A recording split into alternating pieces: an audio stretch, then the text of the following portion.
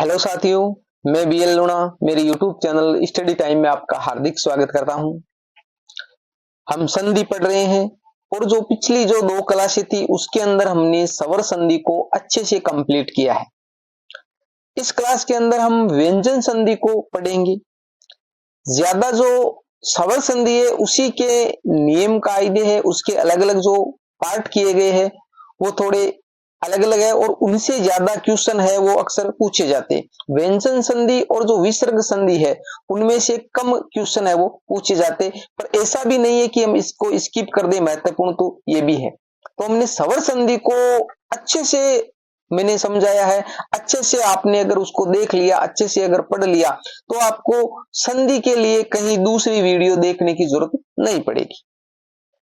तो अगर आप मेरे चैनल पर पहली बार विजिट कर रहे हो तो चैनल को सब्सक्राइब कर ले, बेल आइकन को ऑल पे प्रेस कर ले, ताकि जब भी मैं कोई नया वीडियो अपलोड करूं तो उसका नोटिफिकेशन आपको तुरंत मिल सके। क्योंकि यहाँ पर हम संपूर्ण फर्स्ट ग्रेड का कोर्स करने जा रहे हैं। तो अकेले फर्स्ट ग्रेड के लिए ही महत्वपूर्ण नहीं है, ये हिंदी भाषा के लिए संधि वाला जो टॉपिक है वो प्रत्येक जो एग्जाम है जिसके अंदर हिंदी भाषा है सभी के लिए महत्वपूर्ण है। तो बिना समय गवाए हम शुरुआत करते हैं हमारी क्लास की। तो देखिए, व्यंजन संधि, व्यंजन संधि की जो कंडीशन है उनकी हम बात करें तो देखिए, स्वर संधि में क्या हो रहा था, ये हमारा जो जिसको हम धन बोलते हैं ये प्लस का निशान था। इस प्लस के निशान के इधर भी क्या आ रहे थे, स्वर आ रहे थे। इधर भी क्या आ रहे थे, स्वर आ रहे थे और इधर भी स्वर आ रहे थे। और सारा खेल है वो स्वरों पे चलता था, सारा खेल स्वरों पे चलता था और उसे स्वर संधि कहते हैं। कहने का मतलब एक और स्वर आ सकता है और दूसरी वो व्यंजन आएगा, और फिर या दोनों और ही व्यंजन आ सकते हैं, ये कंडीशनें बनेगी। तो देखिए, हम इसको इसकी जो यहाँ पर मैंने परिभाषा लिखी है, इस परिभाषा को हम देखते हैं। व्यंजन के पश्चात व्यंजन, तो कहने का मतलब इधर आएगा व्यंजन, पहली जो लाइन है व्यंजन, और ये जो प्लस का निशान है इधर भी आएगा व्यंजन। इस परिभाषा से ही हमारे सामने निकल कर आ जाएंगे इनके जो भेद है। दूसरा है या व्यंजन के पश्चात स्वर, यानी का मतलब इधर व्यंजन आ सकता है, इधर व्यंजन आ सकता है, इधर स्वर आ सकता है। अथवा स्वर के पश्चात व्यंजन, इधर स्वर आ सकता है, इधर स्वर आ सकता है और इधर व्यंजन आ सकता है, इधर व्यंजन आ सकता है। आगमन होने से जो विकार उत्पन्न होता है उसे व्यंजन संधि के नाम से जाना जाता है। तो हमारे सामने 3 कंडीशनें आ गई है। हमारे सामने कितनी कंडीशनें आ गई है, 3 कंडीशनें आ गई, और 3 कंडीशनों में एक समानता है, उस समानता पे हमारे को फोकस करना है। क्या समानता है, ये देखिए, व्यंजन या व्यंजन और या व्यंजन। कहने का मतलब यह है कि यह शर्त है कि जो प्लस का निशान है उसके एक साइड व्यंजन आवश्यक रूप से आएगा ही आएगा। दोनों ओर भी आ सकता है, इधर भी व्यंजन है इधर भी है, परंतु एक बार तो आएगा ही आएगा। और जिस और व्यंजन आए जिसमें किसी भी साइड, चाहे वो इधर वाली साइड में हो और चाहे वो इधर वाली साइड में हो, वो व्यंजन संधि का उदाहरण हो जाएगा। तो व्यंजन संधि की जो डेफिनेशन लिखी हुई थी, जो परिभाषा लिखी हुई थी, आपको अच्छे से समझ में आ गया होगा। अब यहाँ पर उदाहरण लिखे हुए, इन उदाहरणों को भी हम देख लेते हैं कि उदाहरणों में क्या है। एक बार मैं इसको इरेज करता हूं। हमारे सामने जो 3 कंडीशनें पैदा हो रही थी, उन 3 कंडीशनों में देखो यहाँ पर आया दिक, दिक के हलंत लगा हुआ, हलंत लगा हुआ, तो कहने का मतलब दिक है वो एक व्यंजन है, इसमें स्वर नहीं है। और इधर आगे आया अंबर, तो अंबर में इधर अ है, तो हमारी एक कंडीशन कंप्लीट हो गई कि इधर स्वर आ गया, सॉरी इधर व्यंजन आ गया और इधर स्वर आ गया। दूसरी कंडीशन देखिए वाक, तो इसमें भी क हलंत वाला, तो ये भी एक व्यंजन ही है, स्वर इसमें नहीं है। आगे आ गया दान, तो यहाँ पर दान का मतलब द पहले आया है, द पहले आया और उसमें से आ बाहर निकलता है, तो कहने का मतलब संधि तो यहां हो रही है, तो इधर भी व्यंजन है और इधर भी व्यंजन है। दूसरी कंडीशन हमारी कंप्लीट हो गई। तीसरी कंडीशन की बात करें तो निधन सता, तो नी का मतलब है ये न है, इस न में से हमने ई को बाहर निकाला है, ई को बाहर निकाला है, और यह सत्ता का मतलब हो गया स, वो अलंत वाला है, तो यहां हो रही है संधि, तो इधर स्वर आ गया और इधर व्यंजन आ गया। तो कहने का मतलब 3 कंडीशनें हमारी बनेगी, और इन 3 कंडीशनों के मैंने यहाँ पर उदाहरण लिख दिए। अब इसको हम आगे नियम के आधार पर पढ़ेंगे, तो उनमें देखेंगे कि ये शब्द बने कैसे। बाकी मैंने आपको ये जो हमारी जो परिभाषा थी, इस परिभाषा के हिसाब से जो 3 कंडीशनें हमारे सामने निकल कर आ रही थी, उन 3 कंडीशनों को मैंने आपको समझा दिया। इस प्रकार के उदाहरण वो बनेंगे। आगे देखो, अब इसके अंदर जो हमारे स्वर संधि के अंदर जो प्रकार किए गए थे, दीर्घ स्वर संधि, गुण स्वर संधि, वर्धी स्वर संधि, यण स्वर संधि, अयादि स्वर संधि, उस प्रकार के इसके अंदर नहीं किए गए। इसके अंदर कुछ नियम चलेंगे तो हम नियमों के हिसाब से पढ़ेंगे, यानी इसके अंदर प्रकार नहीं किए गए। तो नियम नंबर 1 है, नियम नंबर 1 है वो क्या कह रहा है, 1 का 3 बनाना। अब 1 का 3 बनाना कैसे वो हमें देखना है। तो देखिए, अघोष ध्वनि और घोष ध्वनि, यानी प्लस के निशान के इधर तो अघोष ध्वनि होगी और इधर घोष ध्वनि होगी, और उसके बाद में सवर्गीय घोष ध्वनि बनाना, ये पहला नियम है। अब हमारे को पहले तो है ना संधि बाद में समझ में आएगी, जब पहले हमारे को अघोष और सघोष के बारे में ही पता नहीं है तो हम संधि कैसे करेंगे। तो पहले थोड़ा अघोष और सघोष के बारे में देख लेते। तो वर्णमाला है, उस वर्णमाला की जो क्लास है, वर्णमाला की जो क्लास है मेरे YouTube चैनल पे आप जाकर उसको देख लीजिए, उस पे मैंने अच्छे से समझाया, क्योंकि हमारे वर्णमाला यहाँ पर सिलेबस में दे नहीं रखा है, तो हम सिर्फ यहाँ पर फर्स्ट ग्रेड का कोर्स करेंगे। बाकी मैंने मेरे चैनल पे वर्णमाला को अच्छे से समझाया, तो वहां पर मैंने घोष, अघोष, अलप्राण, महाप्राण उनको सभी को अच्छे से समझाया। बाकी मोटा मोटी मैं आपको एक बार यहाँ भी बता देता हूँ कि अघोष क्या होता है और सघोष क्या होता है, इसलिए मैंने यहाँ पर नोट लगाकर लिखा है, एक बार आपको अच्छे से समझ में आ जाए। तो देखो, अघोष, अघोष का मतलब होता है क ख, तालव्य से, मूर्धन्य से और दंत्य से। अब क ख का मतलब यहां पर मैंने 1 का 3 लिखा है ना, तो देखो क ख ग घ और अंग, इसको अंग बोलते हैं, ठीक है। तो ये 5 होते हैं, ये वर्गीय ध्वनियां, ठीक है। तो अघोष का मतलब है क और ख, ये जो पहला और दूसरा है ना, या 1 नंबर तो क हो गया और 2 नंबर ख हो गया, तो ये पहला और दूसरा आएगा। और तालव्य से, मूर्धन्य से, दंत्य से, ये जो ध्वनियां है ना वो अघोष में आती है। अगर ये ध्वनियां पहले आ जाए, ये ध्वनियां पहले आ जाए और उसके बाद में कौन सी ध्वनि आएगी, उसके बाद में जैसे प्लस के निशान के बाद में है घोष ध्वनियां, तो घोष ध्वनि इससे आगे क्या है, तीसरा, चौथा और पांचवा। तो कहने का मतलब ग, घ और अंग, तो यहाँ घोष में आएंगे ग, घ और अंग, फिर ये रे, लव और है, और समस्त स्वर जो हमारे 11 स्वर दे रखे थे वो समस्त स्वर, ये जब आए तो कहने का मतलब पहले घोष ध्वनि आएगी, बाद में पहले अघोष ध्वनि आएगी, बाद में घोष ध्वनि आएगी। तो हमारे को सवर्गीय घोष ध्वनि बनाना है। सवर्गीय घोष ध्वनि कैसे बनाना, यहाँ पर मैंने ऊपर लिखा 1 का 3 बनाना। 1 का 3 का मतलब हो गया कि जब क आए तो उस क का हमारे को ग बना देना है, क्योंकि 2 नंबर पे तो ख आता है, तो 1 का क्या बनाना है, 3 बनाना है। तो क जब आए तो उसका ग बना देना है, क्या आए तो ग बना देना। अब हम उदाहरणों से भी देखेंगे, बाकी इसको बनाना कैसे यहाँ पर मैंने नीचे लिखे हैं वो भी देख लेते हैं। देखो बनाना कैसे, कि देखो क आया और क के बाद में कोई घोष ध्वनि आई, क्योंकि क और ख तो अघोष है, तो क के बाद में कोई घोष ध्वनि आए तो हमारे को ग बना देना। अब देखिए च, ये जो 1 और 2 मैंने लिखा है ना, 1 और 2, 1 और 2 का मतलब, यानी मैंने यहाँ पर क और ख ही लिखा है, सिर्फ क और ख ही लिखा है, पर आपको ध्यान रखना है कि क और ख ही नहीं है सिर्फ, यानी वर्गीय ध्वनियों में जैसे क, ख, ग, घ, अंग, फिर च, छ, ज, झ, य, ट, ठ, ड, ढ, ण, त, थ, द, द, न, प, फ, ब, भ, म। तो यहाँ मैं तक जो 25 जो ये वर्गीय ध्वनियां होती हैं, इनके आगे वाले जो 1 और 2 आते, तो इसमें क वाले में तो क और ख आ जाते, च वाले में च और छ आ जाते, ठीक है। फिर ट वाले में ट और ठ आ जाते, ठीक है। त वाले में त और थ आ जाते, और प वाले में प और फ आ जाते। तो ये जो आगे वाले 2 है वो सभी आएंगे, समझ रहे हो आप। तो यहाँ पर च के बाद में कोई घोष ध्वनि आई तो ज बनाना है, त के बाद में कोई घोष ध्वनि आई तो ड बनाना है, त के बाद में कोई घोष ध्वनि आई तो द बनाना है, और प के बाद में कोई घोष ध्वनि आई तो ब बनाना है। ये नियम आपको अच्छे से समझ में आ गया होगा कि बनाना कैसे है, ठीक है। अब घोष ध्वनि और अघोष ध्वनि को भी मैंने आपको अच्छे से बता दिया है। 2-4 बार आपको इसको पढ़ना पड़ेगा, अच्छे से दिमाग में सेट करना पड़ेगा, अच्छे से याद करना पड़ेगा, तब जाकर ये होगा, ठीक है। एकदम से समझ में नहीं आएगा कि आप सोच रहे हो कि एकदम से हो जाएगा, ज्यादा से ज्यादा आपको अभ्यास करना पड़ेगा। अब इसके उदाहरण देख लेते हैं।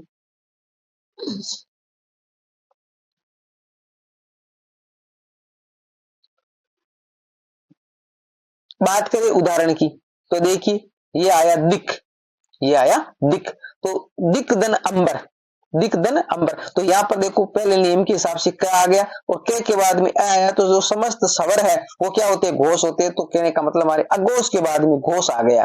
तो अब इसका बनाना क्या है, इस क का हमारे को ग बनाना है, इस क का ग बनाना है। तो हमारा दी तो ऐसा ही रहेगा, दी तो ऐसा ही रहेगा। अब ये है तो ये क का क्या हो गया, ग हो गया, ग हो गया। ठीक है, ग की हलंत लगा, ये ए हमारा यहां आ गया, ये दिग और ये हमारा आगे अंबर बच्चा है। फिर ये हमने दिगंबर के बाद में अंबर है वो यहां पूरा लिख दिया, तो ये बर लिख दिया हमने। ये ऊपर यहाँ पर देखो ये अंबर में ये लगा हुआ है ना, ये मैं यहाँ पर मैं इस रूप में, ये अनुस्वार रूप में। अब ये हमारा जो ग, इस ग के अंदर हमने क्या किया कि भाई ये वाला इसके अंदर लगा देंगे ए, तो ये हमारा दिगंबर है वो इस तरह का बन जाएगा, दिगंबर है वो इस तरह का बन जाएगा। समझ में आ गया? कहने का मतलब सिर्फ परिवर्तन आपको इतना ही करना है, जो क है उसका ग बनाना और सेम ही रखना है। वाकदन इस वागीस बना, तो क का हमने क्या किया है, ग बनाया बस, क्योंकि यहाँ पर तो है अघोष ध्वनि और यहाँ पर है घोष ध्वनि, तो अघोष के बाद में घोष आए तो हमारे को क्या करना है, एक का तीन बनाना है, तो क का हमने ग बना दिया, तो वाकदन इस का वागीस हो गया। अचदन अंत, तो च का क्या बनाना है, ज बनाना, तो अजंत या अजंता नहीं है, ठीक है, अजंती है, ये अजंती है। सठ, तो ट का हमने ड बनाना है, ट ठ ड, तो हो जाएगा सठ दन रंग का हो जाएगा षडरंग। जगत, त का क्या बनाना है, त का हमारे को द बनाना, त थ द, तो जगत दन अम्बा, तो जगदम्बा हो जाएगा। उत दन देश, तो त का बनाना त थ द, तीसरा बनाना है तो हमारे उद्देश्य हो जाएगा। अप दन ज, प का क्या बनाना है, त फ ब, तीसरा बनाना, तो अपदन जय का मतलब अब्ज हो जाएगा। तो इसमें कोई ज्यादा दिक्कत आने वाली है नहीं, सिर्फ आपको ध्यान में रखना है कि एक का तीन बनाना है। जब अघोष ध्वनि के बाद में घोष ध्वनि आ जाए तो सवर्गीय घोष ध्वनि ही हमारे को बनानी है। सवर्गीय घोष ध्वनि का मतलब क्या होता है कि उसी वर्ग की तीसरा बनाना है हमारे को, उसी वर्ग का तीसरा बनाना, तो क आया तो ग ही बनाना है। समझ रहे हो आप? तो ये जो आपको अच्छे से समझ में आ गया वाला पहला नियम ये है कि एक का हमारे को तीन बनाना है। आगे देखो, वाकदन दान, तो क का ग बनाना, तो वागदान हो जाएगा। ऋच धन अंत, च तो अ बनाना, तो ऋजंत, च का ज बनाना। अब देखिए वाकदान है, इसमें ग है, तो ये ग क्योंकि इसके हलंत लगा तो आगे देखो सवर तो है नहीं भाई, दान में सवर है नहीं, इसलिए ग न आधा ही रह गया। अगर आगे सवर वाला कोई शब्द होता तो हमारे क्या होता कि इसके ग पूरा लिख देते, तो वागदान हमारे को इस प्रकार लिखना है। अब नीचे मैंने एक नोट लिखा है जहां पे जो एक पीछे देखो, एक बार हम वापिस देखते हैं पीछे, आपको बताएं कि ये दो एक शब्द आया था, ये जो शब्द आया ना षडरंग, इस शब्द के बारे में वहां देखना है। तो पहले एक बार वो शब्द लिख लेते हैं, षडरंग।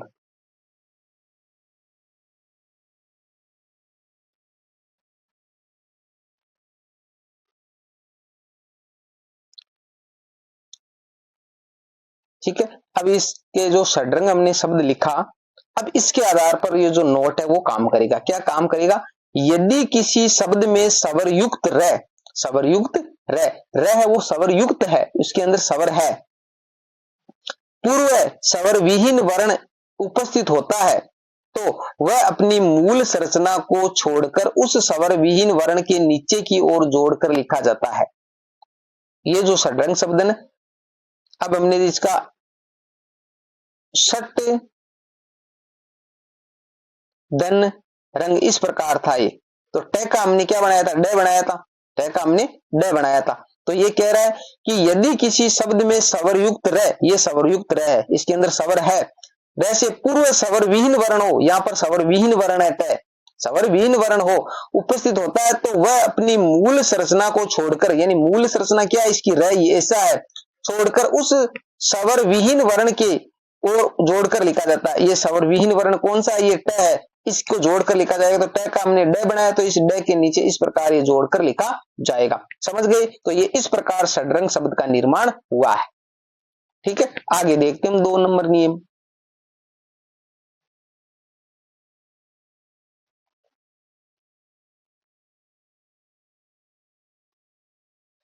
हमारा नियम 2 क्या कह रहा है कि 1 का 5 बनाना, वही कंडीशन है, क ख ग अंग, च छ ज ज ये, ट ठ ड ड न, त थ द द न, प फ ब भ म, ये 5 जो वर्गीय ध्वनियां, तो उसके अंदर हमारा क है, क है, उस क है वो 1 नंबर पे आता है, तो उसका क्या बनाना है, अंग बनाना है। क का क्या बनाना है, अंग बनाना, ये नियम इसके अंदर काम करेगा। तो वही है निर्नुनासिक ध्वनिया प्लस अनुनासिक ध्वनिया। निर्नुनासिक ध्वनिया वो है जो मुख से बोली जाती है, अनुनासिक ध्वनिया जो नाक के द्वारा बोली जाती है। तो स्वर्गीय अनुनासिक ध्वनिया बनानी है जो नाक से, तो जो पंचम वर्ण होते हैं अंग, ये, ण, न और मैं, ये 5 जिसके हम अनुस्वार का उपयोग करते हैं और ये पांचों ध्वनिया ये अनुनासिक ध्वनिया होती है। तो ये कह रहा है कि हमारे को क्या करना है, जो निर्नुनासिक ध्वनिया आए, जो मुख से बोले जाने वाली ध्वनिया आए, उसके बाद में अनुनासिक ध्वनिया आ जाए जो नाक से बोली जाने वाली हो, और तो आपको क्या करना है कि उन निर्नुनासिक ध्वनियों को स्वर्गीय अनुनासिक ध्वनिया बनाना है। कैसे बनाना है, यानी उदाहरण में 2 पंचम वर्ण आएंगे, 2 पंचम वर्ण एक साथ में आएंगे। 2 पंचम वर्ण कौन से, ये पंचम वर्ण है, यंग, यण, न, मैं, ये पंचम वर्ण है। तो ये 2 एक साथ में आएंगे। उदाहरण को हम कैसे पकड़ेंगे कि 2 पंचम वर्ण है वो एक साथ आएंगे। देखिए नेम क्या है कि जैसे क है वो निर्नुनासिक ध्वनि है, तो उसके बाद में न या म आ जाए तो उसका अंग बना देना है। त है, उस ट के बाद में न और म आ जाए तो न बना देना। त और द के बाद में न और म आ जाए तो न बना देना। तो कहने का मतलब हमारे को क है वो 1 नंबर की ध्वनि है और अंग है वो क्या है 5 नंबर की ध्वनि है। ऐसा ही ट में ट के 5 की जो ये ण है। त और द में जैसे त, थ, द, ध, न इस प्रकार बोलते तो न 5 नंबर की है। तो कहने का मतलब 1 का 5 बना देना हमारे को। ये ऊपर मैंने यहाँ पर लिखा है 1 का 5 बनाना है। ये मैंने मेरे हिसाब से लिखा, कहीं गाइडों में आपको इस प्रकार लिखा हुआ नहीं मिलेगा, ठीक है, आपको समझाने के लिए। क्योंकि हमारे को समझना, हमारे को वहां पर ऐसा नहीं पूछा जाता है कि आप कहां से पढ़ के आए हो, कैसे पढ़ के आए हो। आपको वहां पर क्या है कि एग्जाम में क्वेश्चन का जो पैटर्न कैसा आता है उसको पकड़ना होता है। क्वेश्चन में आपको जैसे या तो पूछेंगे कि जो परिभाषा तो मैंने आपको बता दी, 2 ध्वनियों के मेल से उत्पन्न विकार को संधि कहते हैं, या 2 वर्णों के मेल से उत्पन्न विकार को संधि कहते हैं, दोनों। दूसरी बात आपको पूछेंगे उदाहरण देकर, तो उनका जैसे पूछ लेंगे। जैसे मान लिया आपको मैंने आपको गुण संधि के अंदर बताया है, तो जैसे मान लिया कि भाई इधर ए आए और उसके बाद में अगर ई आ जाए तो हमारे को आगे क्या बनेगा, तो हमारे को पता है कि ए बनेगा। इस प्रकार देकर एग्जाम में पूछ लेते। या फिर कोई उदाहरण देकर, जैसे कोई जैसे राकेश शब्द दिया तो राकादन इस प्रकार का टुकड़ा करके दे देंगे, या फिर जैसे टुकड़े देंगे तो उसका शब्द बनाना होगा। ऐसे ही एग्जाम में पूछते हैं। तो ऐसा नहीं पूछेंगे कि आपने अनुनासिक ध्वनियों के हिसाब से पढ़ के आए हो, निर्नुनासिक ध्वनियों के हिसाब से पढ़ के आए हो, कैसे पढ़ के आए हो, सिर्फ आपको समझना है। तो मैं जितना सरल भाषा में आपको समझा सकता हूं उस सरल भाषा में आपको समझाने की कोशिश कर रहा हूं। उदाहरण देखिए इसका, उदाहरण वही है दिक धन नाथ। तो अब देखिए ये हमारा आ गया अनुनासिक ध्वनि और ये आ गया, सॉरी ये हो गया निर्नुनासिक ध्वनि और ये हो गया अनुनासिक ध्वनि। अब हमारे को क्या बनना है, सवर्गीय जो अनुनासिक ध्वनि वो बनानी है। तो पंचम वर्ण बनाना है। तो दिक क है तो हमने इसका क का क्या बनाना है, क का अंग बनाना है। क का क्या बनाना है, अंग बनाना है। अब अंग जब बनाएंगे तो हमारा देखिए दिक है, वो दिक है, इस दिक का तो ये अंग हो जाएगा भाई, इसके हलंत लगा होगा, ठीक। फिर हमारा नाथ है, यहाँ पर देखिए दिग दग नाथ है, तो यहाँ पर ये दिन दग नाग लिख दिया, नहीं नाग नहीं है, ठीक है, यहाँ पर थ है। ये थोड़ा प्रिंट में मिस्टेक हो जाता है तो आप इसको सुधार लेना। तो देखो दिख, तो ये तो क का हमारे को क्या बनाने देना है, अंग बना देना, 5 बनाना है, 1 का 5 बनाना, और ये नाथ आगे का इस प्रकार लिख देना है। तो इस प्रकार ये शब्द बन गया। ज्यादा इसके अंदर कोई लफड़ा नहीं। आगे देख लो वाक दनमय, तो वाक तो इससे, और क है उस क का क्या करना है हमारे को, क का हमारे को क्या है, अंग बनाना है। तो हमने इस क को है वो अंग बना देंगे। तो हमने यहाँ पर वाग इस प्रकार लिख देंगे, और आगे क्या है मय, तो ये वांगमय हो गया। जिसको जो साहित्य होता है ना, साहित्य को कहते हैं वांगमय, साहित्य, ठीक है। इसके अंदर आपको वो भी बता दूं कि ये 3 रूप में चलता है। एक तो जैसे मान लिया ये हो गया अंग, ये हो गया एक जो ड बोलते हैं, और एक ये हो गया जिसको ड बोलते हैं। तो 3 रूप हो गए, अंग है, ड और एक ड। तो अलग अलग है, ये तीनों अलग अलग, आपको इसको ध्यान में रखना है। अब देखिए उत्दन नयन, तो तय उस तय का जैसे तय थ द ध न, तो कौन सा बनाना है, न बनाना है। तो उ तय का न बना देंगे, तो ये आगे नयन तो है, बस ये जोड़ना ही है बस, नयन। षट दन मुख, तो ट का ट ठ ड ण, तो ट का ये ण हो जाएगा, तो क्षण मुख हो जाएगा। तथ दन मय, तो तय का न बन जाएगा तन्मय। सट मातृ ट का क्या बन जाएगा, ण बन जाएगा, ट ठ ड ड ण, तो ट का ण बन जाएगा, तो ये क्षण मातुर। सतधन मान, त का त थ द द न बन जाएगा, तो सतधन मान का सम्मान। तो कहने का मतलब एक का हमने क्या बनाना है, एक का 5 बनाना है। ये दूसरा नियम ये कह रहा है। पहला नियम क्या कह रहा था, एक का 3 बनाना है। दूसरा नियम कह रहा है एक का 5 बनाना है। वो मैंने आपकी कंडीशनें बता दी है कि पहले में क्या हो रहा था कि इधर है वो अघोष ध्वनि आएगी और इधर घोष ध्वनि आएगी। अघोष और घोष को आपको समझना पड़ेगा, भाई अघोष कौन सी होती है, घोष कौन सी होती है। ये आए तो आपको घोष ध्वनि बनानी। दूसरे नियम में क्या होगा कि इधर है और निर्नुनासिक ध्वनि आएगी और उसे अनुनासिक ध्वनि आएगी। अनुनासिक ध्वनियां कौन कौन सी होती है, अनुनासिक ध्वनियां वो हमारे जो पंचम वर्ण होते हैं जिनके लिए हम अनुस्वार काम में लेते हैं, तो वो पंचम वर्णीय अंग यण न में, तो वो पांचों ध्वनियां देख लो यही आ रही है। यहाँ पर न आया, यहाँ पर मैं आया, यहाँ पर न आया, यहाँ पर मैं आया, ये मैं आया, मैं आया, ये मैं आया। समझ रहे हो आप। तो इस प्रकार की ध्वनियां आएगी। ऊपर नेम में भी मैंने आपको यही बताया कि नेम में क्या लिखा है कि न और मैं आएगा, न और मैं आएगा। इधर जो है वो ये निर्नुनासिक ध्वनियां चल रही है, इधर वाली अनुनासिक है। तो हमारे को बनानी क्या है, ये एक का फिर 5 बना देना है। आगे देखो,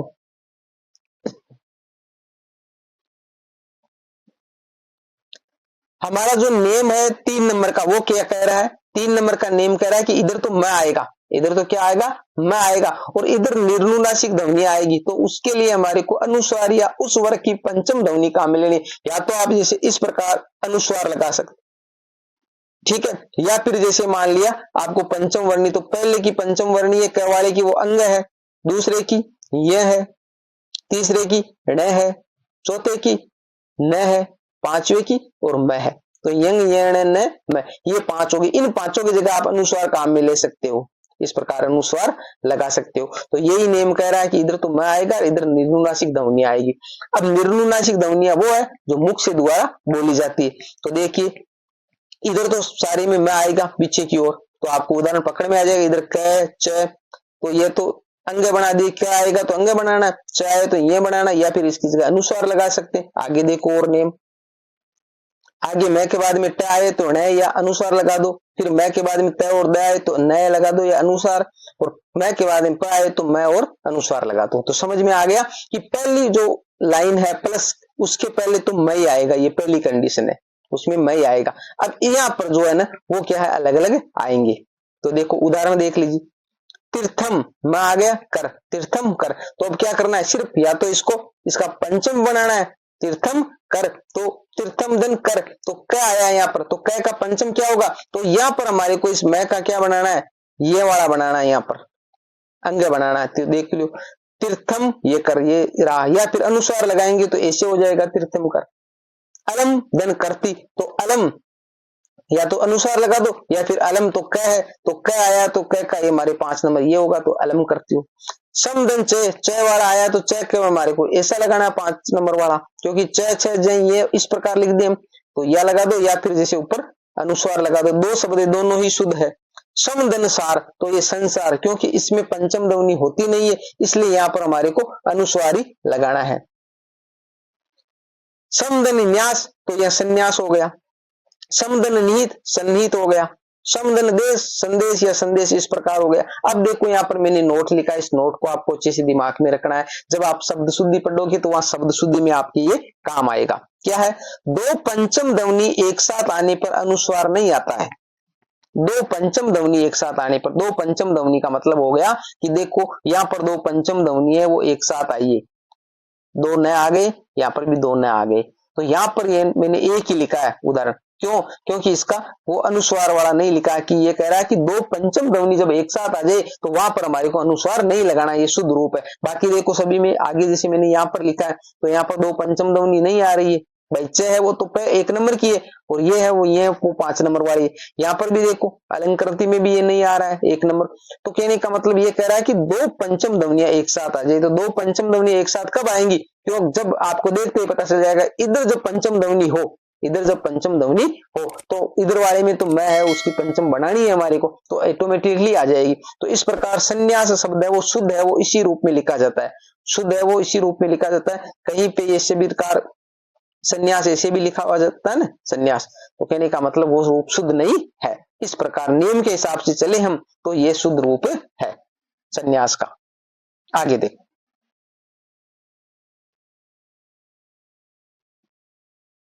नियम नंबर हमारा 4 क्या कह रहा है कि इधर तो तय और थे आएंगे सभी में, इधर तो तय और थे आएंगे। उसके बाद में अगर च आ जाए तो हमारे को चच बना देना है, अगर छ आ जाए तो चच बना देना है, ज आ जाए तो जज बना देना है, ट आ जाए तो टट बना देना है, ड आ जाए तो डड बना देना है, ल आ जाए तो लल बना देना है, है आ जाए तो दद बना देना है, स आ जाए तो चच बना देना। अब देखो चच 2 रूप में बन रहा है, श भी आएगा अलग से है ये तो श आएगा तो भी चच बनाना है और छ आए तो भी चच बनाना है, 2 रूप में बनेगा ये। उदाहरण देखिए, उदाहरण में हमारे को क्या कह रहा है कि इधर तो तय और दय आएगा, इधर तो तय और दय आएगा तो देखिए सभी के अंदर सत है, उत है, उद है, बृहत है, उत है, उत है, सभी में ऐसा ही आ रहा है, सभी में ऐसा ही आ रहा है। यहाँ पर देखो इस व्रत के मैंने यहाँ पर हलंत नहीं लगाया, इस पे हलंत लगा हुआ, ठीक है आप देख लें। तो यहाँ पर तो सभी में क्या है, तय तय ही आ रहा है, दय भी आ सकता है पर इतने सभी उदाहरणों में तय है। अब यहाँ पर आया चरित, छेद, जवल, टीका, नयन और लेख। तो कहने का मतलब हमने जो नेम में देखा कि च आ सकता है, छ आ सकता है, ज आ सकता है, ट आ सकता है, ड आ सकता है, ल आ सकता है। अब हमारे को बनाना क्या है, बनाना क्या है कि तय के बाद में च आए तो हमारे को क्या बनाना था, चच बनाना है, चच बनाना है, इस प्रकार बनाना था। ऊपर वाले नेम में देख लो एक बार, ये रहा ऊपर हमने लिखा है कि च आए तो चच बनाना है। अब इस नियम के हिसाब से देखें तो हमारे को तय का क्या बनाना है, च बनाना है, तो हमारा स है वो तो ऐसा ही रहेगा भाई, स है वो तो ऐसा ही रहेगा। अब इस तय उसका च बना दिया हमने और आगे वो चरित है वो इसके जोड़ना है, बस ये चरित, तो ये चरित शब्द बन गया। आगे ये देख लो, उच्छेद में भी यही हो रहा है, तय का च बनाया तो उच्छेद हो गया। तय का हमने क्या बनाया, तय का हमने ज बनाना है, आगे ज आ रहा है तो उज्जवल हो गया। व्रत, तय के टी आ रहा है तो टी का क्या बनाना, फिर तय बनाना है तो इस तय का तय बन जाएगा तो व्रत टीका हो जाएगा। फिर उत आया तो आगे ड है तो इसका भी ड बनाना है तो उड्डयन हो जाएगा। उत पर इसका लय तो लय बनाना है तो उल्लेख हो जाएगा। कहने का मतलब आगे वाले शब्द को देखकर हमारे को इसके रूप है वो परिवर्तित करने हैं। आगे देखो, आगे उदाहरण उत्तदन हरण, ठीक है, तो है आ रहा तो उसका हमारे को क्या द बनाना था तो हमारे उसको ऊ के बाद में तय का हमने द बना दिया तो उद्धरण हो जाएगा। दद बनाना था तो हरण आया तो हरण का हमारे उद्धरण हो जाएगा। उत्तदन शिष्ट, तो उत्तर शिष्ट ये स तो मैंने बताया कि स का भी क्या बनना है, चच बन रहा है और छ आएगा तो भी हमारे को चच बनाना, तो 2 नियम थे तो इसलिए मैंने यहाँ पर ये उदाहरण लिया। तो ये शिष्ट है तो इसका बनाया तो उच्चिष्ट हो जाएगा। अब ये श्रीमत शरत चंद्र, तो यहाँ पर देखो 2 नियम काम कर रही है, तो यहाँ पर काम कर रहा है, एक यहाँ पर काम कर रहा है। यहाँ पर तय से पहले से आया तो इस तय का भी हमारे को क्या बनाना है, इसका च बनाना था हमारे को भाई। स जब आए तो ऊपर वाले उदाहरण में है तो इसका च बनाना है। और दूसरी बात है यहाँ पर तय के बाद में च आए तो इसका भी हमारे को क्या बनाना है, च बनाना, तो इसका तो च और छ बन जाएगा और इसका सिर्फ च रहेगा। तो अब आगे जब हम लिखेंगे तो ये श्री, मैं या तो श्री और मैं तक तो ऐसे लिखेंगे।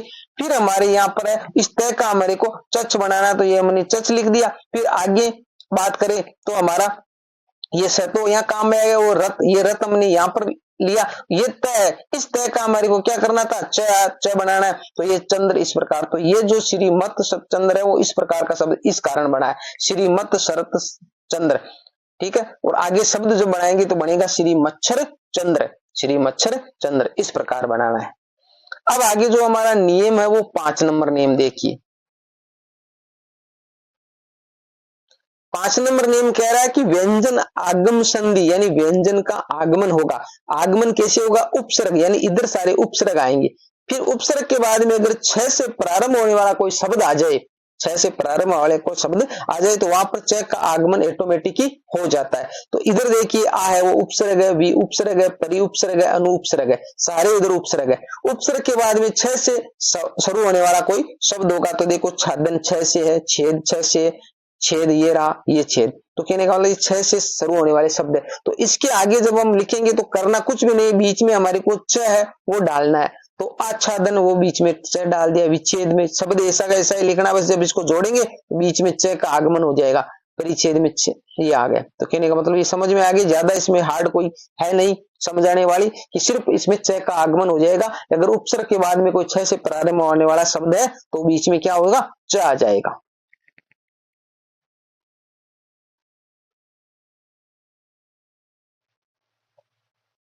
आगे नेम कह रहा है कि परी, परी क्या उपसर्ग है, उनसे हटके है थोड़ा।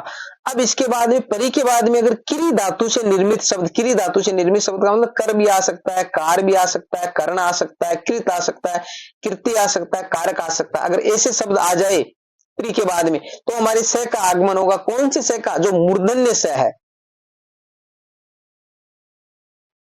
ये मूर्धन्य स है। अब देखिए परिधन कार, ये परी आ गया और कार का मतलब है, यहां पर देखो ये क्री धातु वाला कार आ गया। तो हमारे को बीच में स कौन सा, ये परिष्कार। हम परिष्कार को ऐसे नहीं लिख सकते, परिष्कार को ऐसे नहीं लिख सकते, ये शुद्ध नहीं है। क्योंकि जो नियम कह रहा है कि परी के बाद में अगर जो स आएगा तो वो कौन सा स आएगा, मूर्धन्य से ही आएगा, मूर्धन्य से ही आएगा, जिसको हम षटकोण वाला स बोलते हैं। परिधन कृति तो परिष्कृति ऐसे होगा, परिधन करण तो परिष्करण ऐसे होगा। अब देखिए सम वाला, अगर सम के बाद में कोई करी धातु से बना हुआ शब्द आए, जैसे कर, कार, करण, कृति, कृति, कारक, तो स हमारे को कौन सा, जिसको हम सड़क वाला स बोलते हैं, इसको बोलते हैं दंत्य स, दंत्य स। ये दंत्य स, वो मूर्धन्य स था, और ये वाला है वो तालव्य स है, ये तालव्य स। तो देखिए सम सम सम सम, इधर सम ही सम है, इधर कार आ गया, कृति आ गया, कृत आ गया, करण आ गया। तो हमारे बीच में स कौन सा डालना है, संस्कार, ये स हो गया, संस्कृति, संस्कृत, संस्करण, ये इस प्रकार के शब्द बनेंगे। तो ये आपको स वाले का नियम है वो ध्यान रखना है। अगर परी आए तो हमारे को जो षटकोण वाला स होता है, जिसको मूर्धन्य स बोला जाता है, वो रखना है। और अगर सम आए तो हमारे को दंत्य स, जिसको हम सड़क वाला स बोलते हैं, वो हमारे को रखना है। अब नियम नंबर 6 क्या कह रहा है, नियम नंबर 6 कह रहा है मूर्धन्य व्यंजन संधि। मूर्धन्य व्यंजन संधि है इसका नाम, इधर मूर्धन्य ध्वनि आएगी। अब मूर्धन्य ध्वनियां कौन सी है, क्योंकि जो वर्ण वाला टॉपिक है उसको मैंने अच्छे से समझाया, वहां पर आपको जाकर देखना पड़ेगा अच्छे से। बाकी मैंने यहाँ पर लिखा है कि मूर्धन्य ध्वनियां कौन कौन सी है। तो मूर्धन्य ध्वनियां देखो, री, रे, टे, ठे, डे, ढे, णे और स, ये मूर्धन्य ध्वनियां होती है। फिर बोलते हैं दंत्य ध्वनियां, तो मैंने आगे दंत्य ध्वनियां भी लिखी है, वो अगले पैराग्राफ में। उसके ये आए, कहने का मतलब मूर्धन्य ध्वनियों के बाद में अगर दंत्य ध्वनि आ जाए तो हमारे को मूर्धन्य ध्वनि बनाना है। वो बनाना कैसे, वो आगे, ठीक है, देखिए। देखो लिरी, ले, ते, थे, दे, धे, न और स, ये दंत्य ध्वनियां। दंत्य ध्वनियों को, इनको मैंने अच्छे से वर्णमाला की क्लास में समझाया, आप जाकर उस क्लास को देख सकते हो अच्छे से समझने के लिए। अब हम उदाहरण देखते हैं इसका। तो देखो आकृष, तो ये स है ना, वो क्या मूर्धन्य। इसके बाद में त आया, त क्या है, एक दंत्य ध्वनि यहाँ पर आ गया, दंत्य ध्वनि। तो उसका बनाना है हमारे को, ये कह रहा है कि दंत्य ध्वनि आए तो उसका बनाना मूर्धन्य ध्वनि। तो आकृष्ट तय, तो तय देखो, अब देखियो तय, बताता हूं एक आपको, तय, थे, दे, धे और न, इस प्रकार लिखते हैं। अब इसको लिखते हैं हम टे, ठे, डे, ढे और न।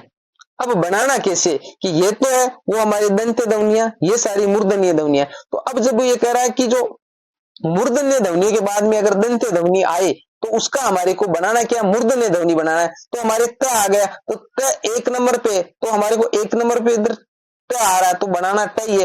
तो आकृष्ट है ना, तो उसका आकृष्ट बना देना है, समझ में आ गया। अब देखो प्रतिष्ठा, तो ये त है, त आ गया इधर, त आ गया, ये आ गया श, तो ये प्रतिष्ठा, तो इस श का हमारे को क्या बनाना है, ये क्या है, दंत्य ध्वनि है, ये क्या है, दंत्य ध्वनि है। तो इसको हमारे को क्या मूर्धन्य बनाना है, तो ये प्रतिष्ठा, ये स वाला बन गया, जो स मूर्धन्य। अभिषेक, तो अभिषेक में भी ऐसा ही हुआ कि ये जो दंत्य ध्वनि है इसको मूर्धन्य बनाना, तो ये मूर्धन्य से बना दिया, अभिषेक हो गया। कृष्ण, तो ये स है। अब यहाँ पर ये न आया, तो न का हमारे को क्या बनाना है, न बनाना है, क्योंकि तय, थे, दे, न, ये न रहा, तो इसका ये 5 नंबर का है, तो ये 5 नंबर का न रहा, तो ये कृष्ण हो जाएगा। सस्दन थे, तो थे का हमारे को ट बनाना है, ये थे 2 नंबर पे, तो 2 नंबर पे इधर हमारे ट आ रहा है, तो इसलिए षष्ठ बनाना है। बात करें निष्ठा, तो नी और दन सता, तो अभी ये स, इस स का हमारे को ये स बनाना है, ठीक है। अगर ये स हो तो इधर हम टुकड़े करेंगे तो हमारे को ये स बनाने, मूर्धन्य उसको दंत्य बनाना, दंत्य उसको मूर्धन्य बनाना है। प्रतिदन स्थान, तो देखिए प्रति और स, तो ये सर दंते, तो इसको हमने ये बना दिया मूर्धन्य। फिर था, तो था का हमने ठा बना दिया और न का न ही रखना है बस। उपनिषद, उपनिषद में ये स है, तो इस स का हमारे को ये स बना देना है। सुषमा, ये स है, उसका हमारे को ये स बना देना, बस ये ज्यादा इसके अंदर लफड़ा है नहीं। सिर्फ जो दंत्य ध्वनि है उसको मूर्धन्य बनाना है और मूर्धन्य ध्वनि हो तो उसको वापस दंत्य ध्वनि बनाना है। तो ये नियम थे हमारे व्यंजन संधि के। ठीक है, व्यंजन संधि है, उसके नियम है, उसके प्रकार नहीं है, और उन नियमों को मैंने अच्छे से समझा दिया। अगर आप ये देख लेते हो तो आपको उदाहरण देखते ही दिमाग में वो ऑटोमेटिक ही आ जाएगा, ज्यादा इसको रटने की जरूरत नहीं है। अब इसके बाद में हमारी विसर्ग संधि है, उस विसर्ग संधि को हम अगली क्लास के अंदर देखेंगे।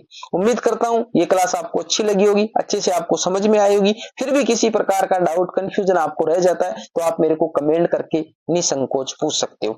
वीडियो पसंद आई है तो लाइक जरूर करें, वीडियो बनाने में मेहनत लगती है तो आप लाइक नहीं करते हो, लाइक जरूर करें। मिलते हैं अगली वीडियो में, तब तक के लिए जय भीम, जय भारत।